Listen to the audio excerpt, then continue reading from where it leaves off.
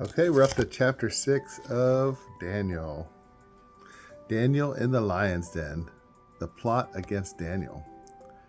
Darius the Mede succeeded Belshazzar as king at the age of 62. It pleased Darius to appoint 120 satraps to rule throughout his kingdom. Over them, he designated 3 administrators, including Daniel, to whom the satraps were to be accountable. In this way, the king's interests were to be safeguarded.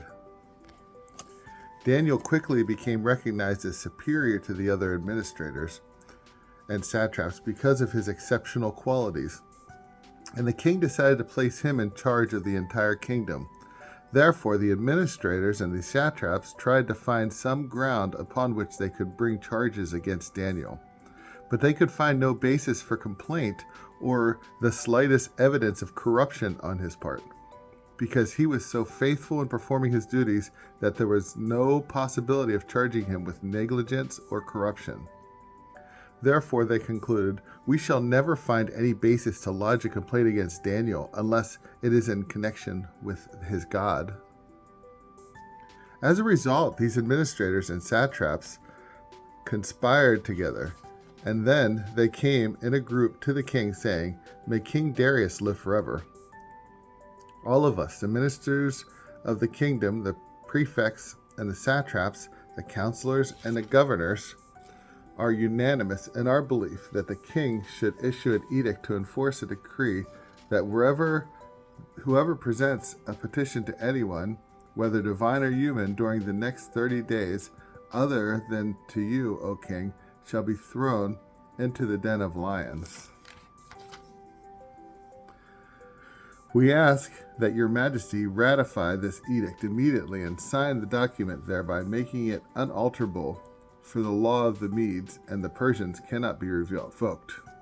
Therefore, King Darius signed the document, thereby establishing its contents as a law. Daniel continues to pray. Even after Daniel learned that the document had been signed, he continued his custom of retiring to his house, in which the windows in the upper room opened towards Jerusalem. 3 times a day he fell to his knees, praying to God and giving him thanks, as he had always done. The conspirators, who were ever on the watch, broke into his room and found Daniel praying and pleading with God. The conspirators were then granted an audience with the king, during which they reminded him of the royal edict. "Your Majesty," they said, "did you not sign a decree forbidding anyone for the next 30 days to present a petition to anyone, divine or human, except to you, O king, under the penalty of being thrown into the lion's den?" The king replied, "The decree stands according to the law of the Medes and the Persians, which cannot be revoked." Then they said to the king, "Daniel, one of the exiles from Judah, has totally disregarded both you, O king, and the decree you signed. He continues to offer his prayer 3 times a day." When the king heard this, he was greatly distressed, and he became determined to save Daniel. Until sunset, he made every effort possible to rescue him. Meanwhile, the conspirators continued to press the king in the matter, saying, "Your Majesty surely must know that it is the law of the Medes and the Persians that no edict or decree can be changed once it has been issued by the king." Daniel thrown into the lion's den. Finally, the king ordered Daniel to be brought forth and thrown into the den of lions. After first having said to Daniel, "May your God, whom you faithfully serve, deliver you," a stone was then brought forward and placed over the mouth of the pit. The king sealed it with his own signet ring and with the ring of his nobles to forestall any tampering in an attempt to rescue Daniel. Then the king returned to his palace and spent the night in fasting. He refused to receive any concubines into his chamber and found himself unable to sleep. At the first light of dawn he stood up and hurried to the lion's den. As he drew near, he cried out sorrowfully for Daniel.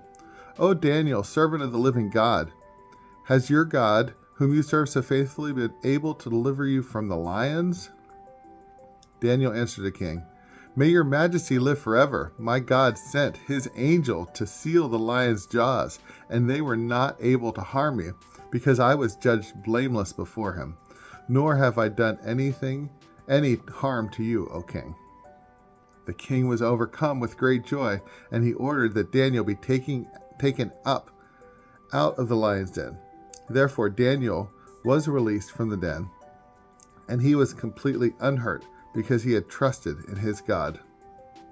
The king then commanded that the men who had accused Daniel were thrown into the lion's den, together with their wives and their children. Before they reached the bottom of the pit, the lions overpowered them and crushed all their bones. The king's profession of faith.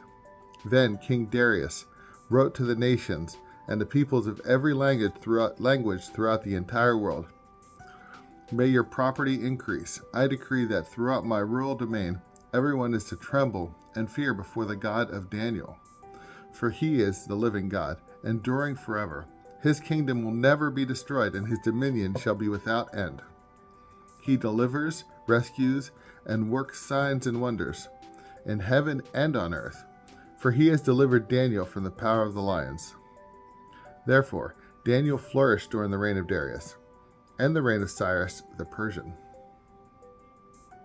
The word of the Lord.